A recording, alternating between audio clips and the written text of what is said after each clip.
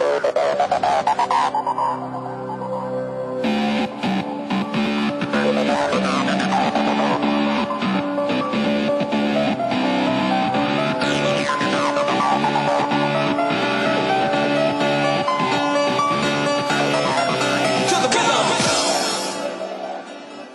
nosso assunto de hoje é a chamada primeira lei de Newton, ou o princípio da inércia.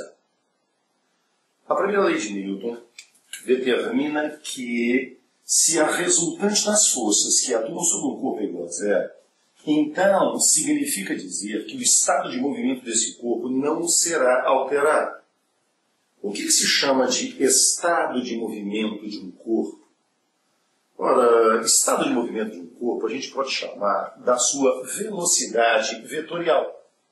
Então, se a força resultante que atua sobre um corpo é igual a zero, significa dizer que a sua velocidade vetorial deve ser constante. Ou seja, essa velocidade não pode ser alterada em módulo, nem direção, nem sentido. Ok? A segunda lei de Newton ela diz exatamente o contrário. Ela determina que para você alterar o estado de movimento de um corpo, ou seja, para você alterar a velocidade de um corpo, você precisa de uma aceleração. É claro, nós sabemos que o único agente que é capaz de fazer variar uma velocidade é uma aceleração. E aí, a segunda lei determina que, nesse caso, você vai obter uma aceleração que vai ser diretamente proporcional à força resultante que se aplica no corpo. Então, você precisa de uma força resultante para ter aceleração e também inversamente proporcional à massa. Mas isso aí, a segunda lei, é a nossa próxima. Vamos cuidar da primeira. Então, a questão é a seguinte. Se a resultante das forças que atuam sobre o corpo é igual a zero, significa dizer que a sua velocidade não pode ser alterada. Se a sua velocidade não pode ser alterada, isso aqui também tem algumas consequências. Por exemplo, primeira consequência, se a velocidade do corpo é igual a zero, ou seja, se esse corpo inicialmente estava em repouso, então ele vai permanecer em repouso.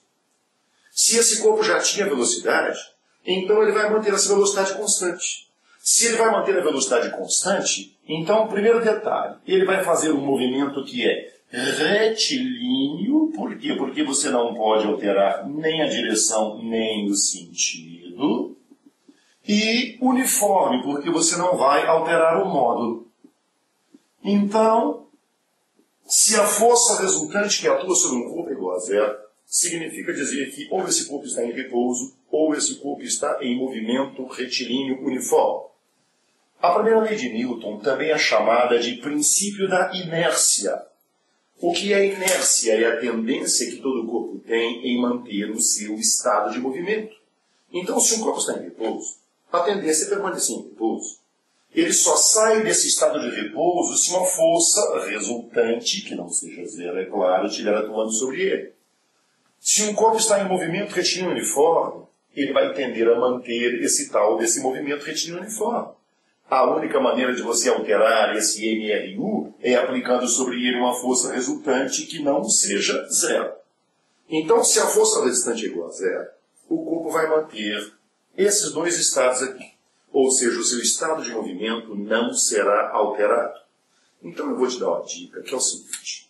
Quando você estiver resolvendo problemas de dinâmica, fique atento a essas duas expressões aqui e a coisas semelhantes.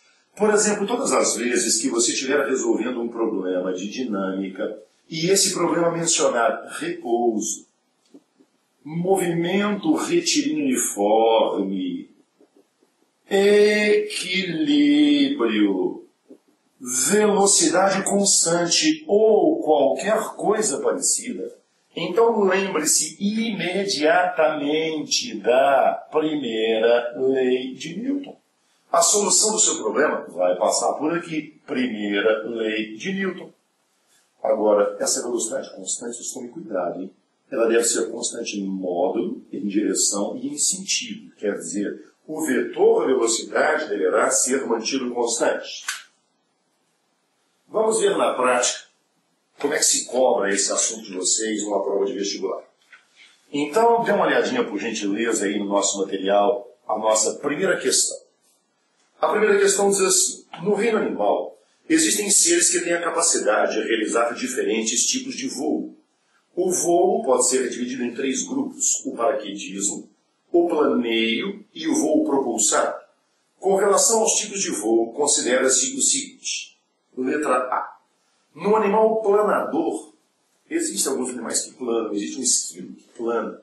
Ele tem uma membrana de pelo da pata, que vai da pata dianteira à pata traseira. Então ele é praticamente um planador. Ele atinge grandes alturas numa árvore e se solta de lá e planeia até a árvore seguinte. Então, no animal planador, a facilidade do voo depende da forma e das dimensões das asas. Sim, é verdade. Para você planar, você tem que ter asas. Sendo o movimento no ar ascendente. Eita, pera um pouquinho. Se você está planando, não tem nada de propulsão. Se você está planando, o seu movimento não vai ser ascendente, seu movimento vai ser descendente. E ele continua dizendo, sem realização de trabalho.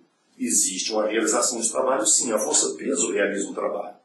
O trabalho do peso é peso vezes altura. O animal tem peso, a altura vai variar, então essa alternativa A está errada. A letra B. No paraquedismo, a força de resistência do ar no animal equilibra-se com o seu peso, fazendo cair com velocidade constante. Sim. Paraquedismo é isso no animal, em qualquer paraquedista. Como é que você faz? Você abre um paraquedas. A função do paraquedas é uma só, aumentar a área. Por que aumentar a área? Porque existe uma força de resistência do ar que é diretamente proporcional à área e também diretamente proporcional ao quadrado da velocidade. Quando você está descendo, puxando o seu corpo para baixo, nós temos sempre a força-peso. Aqui nesse caso, nós temos também, no sentido contrário, uma força de resistência do ar. A hora que essas duas forças se igualarem, a sua velocidade vai ser constante. Se as duas forças se igualam, significa dizer que a força resultante é igual a zero.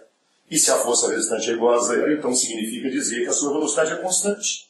Então, um objeto, quando sofre a ação de uma força de resistência do ar, ele acelera durante alguns momentos até chegar numa situação que nós chamamos de situação de velocidade limite.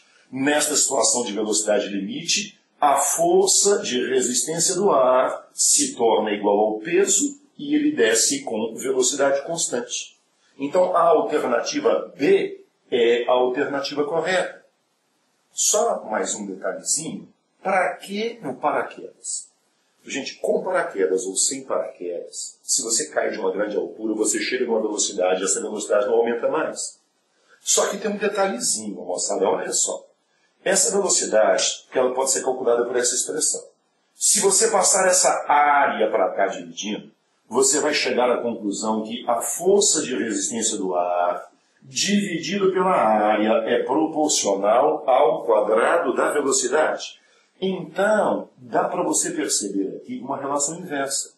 Significa dizer que quanto maior é a área que você oferece na sua queda, menor será a sua velocidade. Então, se você vem sem paraquedas, tudo bem, você vai estabilizar, vai chegar na velocidade, vai manter aquela velocidade constante, só com uma velocidade muito alta. Um paraquedista descendo naquela posição que eles chamam de aberta básica, de barriga para baixo, ele desce a aproximadamente 200 km por hora, 220. Se você entrar no chão com a velocidade dessa, você se arrebenta tudo. Então, aumenta-se a área para diminuir a velocidade terminal. Então, na nossa primeira questão, a alternativa correta é a letra B. Nós temos uma questão número 2. Alguns conceitos de física aparecem comumente no cotidiano e são equivocadamente interpretados. Isso é muito comum. Tá? A gente usar conceitos errados de física no cotidiano.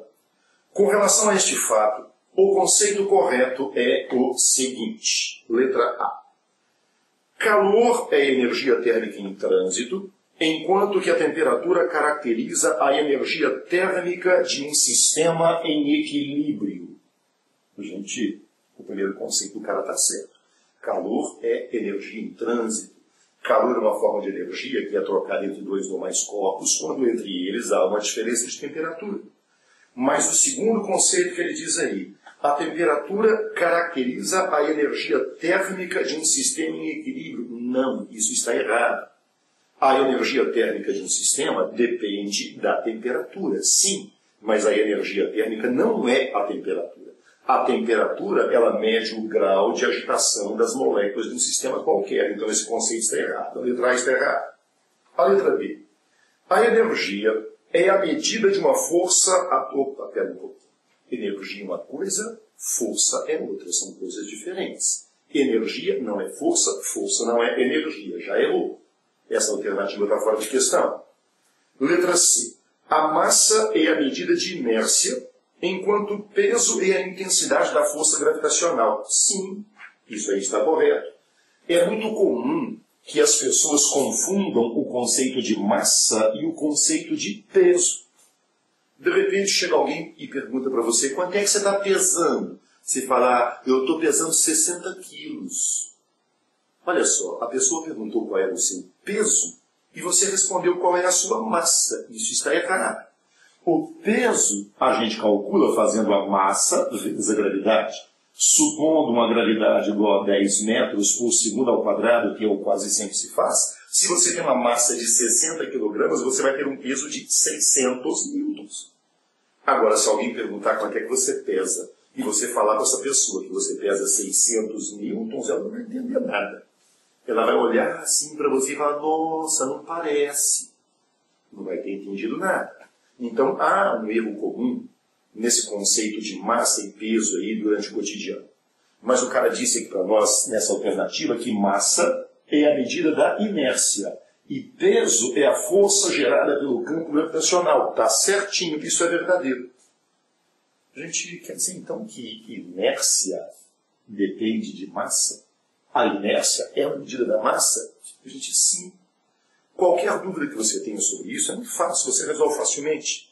Pega aquele seu carrinho de brinquedo, faça-o passar em alta velocidade, pula na frente dele e segura o carrinho assim com o pé no para-choque. Você vai sentir a inércia de movimento daquele seu carrinho cuja massa é pequena. Aí vai para o meio da rua, espera passar um doidão de carro em alta velocidade, pula na frente do sujeito e segura o carro do sujeito assim com o pé no para-choque.